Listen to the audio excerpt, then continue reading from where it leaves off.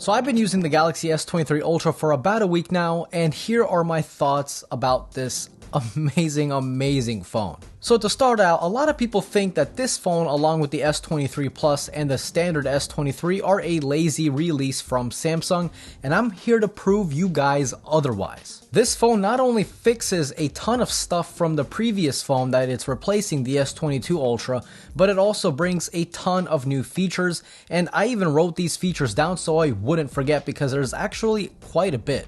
By the way, Samsung is still running amazing deals on this phone or any other S phone.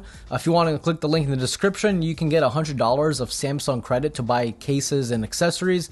And then you could also potentially get this phone for just $200 if you qualify. So go ahead, click the link below and see if you do qualify, if you do want to pick this phone up. So for those of you who have the S22 Ultra or the S21 Ultra or any other older Samsung phone, I'm going to list off every new feature that this phone has, and then I will get into my personal experience because I think the new features of this phone is quite impressive. It's not a typical year-over-year jump. This is actually a pretty big release. So I wrote this down just like I said. So the first thing I want to talk about is the 8K video. The 8K video on the Galaxy S23 Ultra has been improved over the Galaxy S22 Ultra, not only in frames per second. So the 23 Ultra records at 30 frames per second, whereas the S22 Ultra records at 24 frames per second. But the actual crop, that's what a lot of people... That's one of the reasons why a lot of people didn't like shooting in 8K, not only because it's kind of useless right now, but also because of that insane crop. So if you're stuck in a small room or maybe even inside your car and you turn on 8K, with the older Samsung devices, it crops in so much that it's kind of even hard to frame your shot sometimes.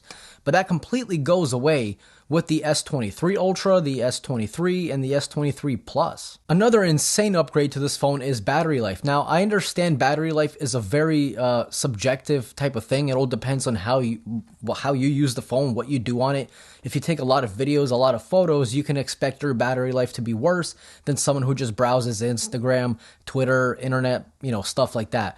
But me, I'm getting a solid 8 hours, roughly give or take 8 hours of screen on time with this phone. That's insane. That's a huge step up over the S22 Ultra. With the S22 Ultra, like I said in my previous video, I forgot what screen on time I got, but I believe it was around 6 to 7 hours. So now that we're getting 8 hours, or at least I'm getting 8 hours, with basically the same use that I put the S22 Ultra through, that is quite impressive. In fact, a lot of people that have this phone and the iPhone 14 Pro Max, they're saying that the battery life, the screen on time is basically 1-to-1. Now, personally, I have the iPhone 14 Pro, not the Pro Max, so I can't really judge based on that, but this obviously does get way better battery than my iPhone 14 Pro, which, by the way, I'm actually shooting this video with. Photo processing is also something that's been improved over the S22, so now this phone takes great looking photos, obviously, but they're not as overly sharpened as the S22 Ultra. I remember that phone did over sharpen a good amount of photos, depending on the scene you're shooting, of course. Now, this still does over process just a little bit. It adds just a little too much sharpening in some cases, not all the time. So what I can say is that this is a better and more consistent camera system when compared to the S22 Ultra. So another upgrade that's definitely worth mentioning is that now, no matter where you are located in the world, you're getting the same exact chipset. For a lot of people living in Europe, Asia, Australia, that is literally a reason to upgrade. Even if you think your S22 is amazing, but now that the S23 came out, the S23 Ultra, and you get that Snapdragon chip, whereas before you were locked down into Exynos, for a lot of people out there, that's a huge reason to upgrade. And it's obvious. Way better processing, way better battery life, way better efficiency. What's there not to like? The S23 Ultra also has a bigger vapor chamber when compared to the S22 Ultra, which obviously helps to keep the phone nice and cool. And I think this is just overkill because the Snapdragon 8 Gen 2 is already a super efficient chip, which by itself creates less heat. But now you're adding on top a bigger vapor chamber, And this is something that I truly do notice on day-to-day usage. The phone does not get hot. It gets warm because everything that's electrical gets warm. It's impossible for electronics to be 100% efficient with heat. That's not happening. That's impossible. So of course this phone gets warm, but compared to the S22, oh man, this thing's basically a brick of ice. Less heat means less performance throttling, and it also means less battery degradation as the years go by. So if you're the type of person to keep their phone for 4 or 5 years, the S23 Ultra is definitely going to get you covered, at least when it comes to that battery capacity. The speakers are also another huge improvement. So if you have the S22 Ultra or even an older Samsung phone, when you upgrade, listen, the first thing I want you to do is open up Spotify or YouTube Music or any other streaming choice of yours. Listen to the sound. Listen to a few movies, a few shows. The speakers are nuts on this phone. It's one of the first things that I realized when I took it out of the box. Spotify was already downloaded. I opened up Spotify and it already logged me in automatically because of my Google Key or Google Pass, whatever it's called. I listened to a song and I was just like, what? These things sound amazing. Whatever Samsung did, man, it works.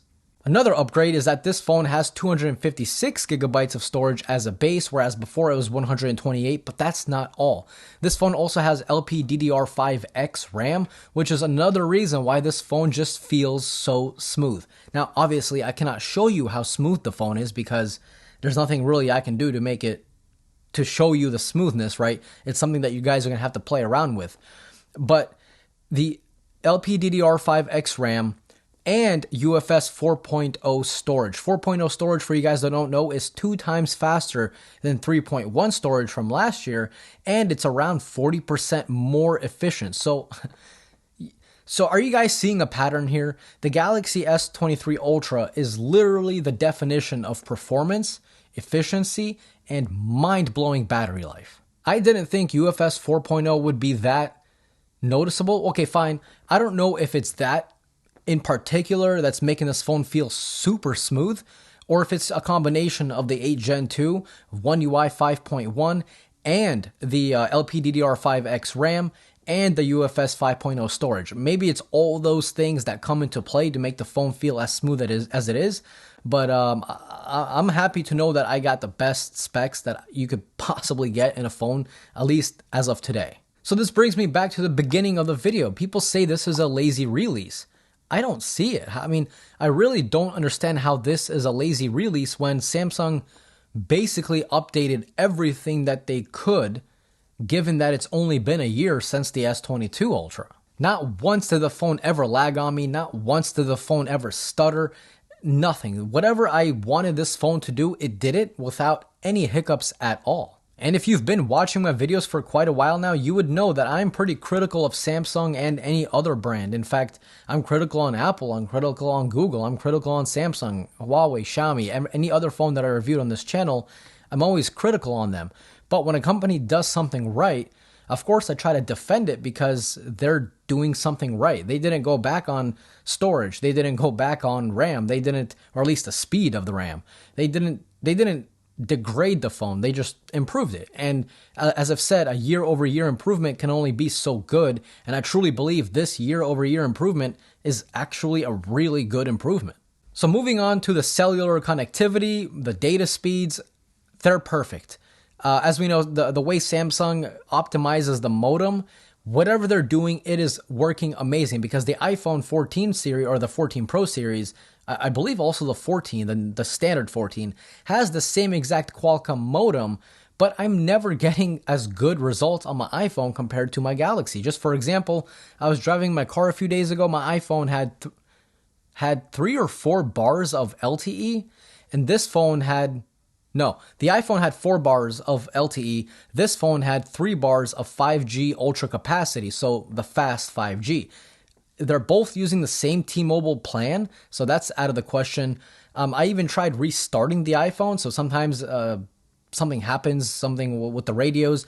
If you turn it off, you turn it back on, usually you would see better data speeds, but at least in that case, on that particular stretch of road that I was on, the iPhone still just went to LTE. I don't know what's going on, but it's great. Whatever Samsung is doing, it's working perfectly. One downside, if you could even call it that, from the phone is that I was really expecting Samsung to improve the brightness, but at the same time, as I started using the S23 Ultra, I can't really see a massive difference compared to my iPhone 14 Pro, which has 2000 nits of brightness. I mean, holding them side by side, it is so hard to tell a difference. Don't get me wrong, the difference is there, but it's not like, whoa, it's not like eye-opening, right? Plus, obviously, 2000 nits of brightness on the iPhones is causing a ton of iPhone 14 Pros to be having worse battery life than the iPhone 13, the 13 Pro series. So if you ask me, that's not really good. A new phone that has worse battery than the predecessor, that makes no sense. But this phone has the same amount of brightness. It's still crazy bright and battery improved by like 2 hours. I mean, what's there not to like? Now, I'm usually the type of person that never suggests upgrading year over year, right? If you have the iPhone, if you have the S22 Ultra, usually I would say keep it. It's not really that big of a deal to upgrade. But the S23 Ultra is such a good phone, and it fixes a lot over the S22 Ultra that I think this is the first phone that I reviewed that I can confidently say it is worth to upgrade from the S22 Ultra, and definitely from the S21 Ultra or any older Galaxy device, 100%. So if you have the S22 Ultra, I would say upgrade. There's already been S22 Ultra users on my comment section saying that they upgraded to the S23 Ultra and they notice a big difference. And I 100% agree with that. This phone is just so damn good. So if you want to upgrade, I'm telling you, I hit the phone. Are you okay? You good? Yeah, you're good. You're good. So as I was saying, I highly recommend it. As the weeks go on, I will definitely make a full review of this phone. This was just a first initial week review. Maybe the honeymoon phase will be over and I'm going to hate this phone. I doubt it, but it's possible. So guys, thanks for watching. If you guys did enjoy today's video, definitely click that like button. It's free to you, but it helps me and the channel out a lot, and I always truly appreciate it. And if you're new here, consider subscribing. That's also free, and everyone likes free. This was Mark from Mark's Tech. Adios.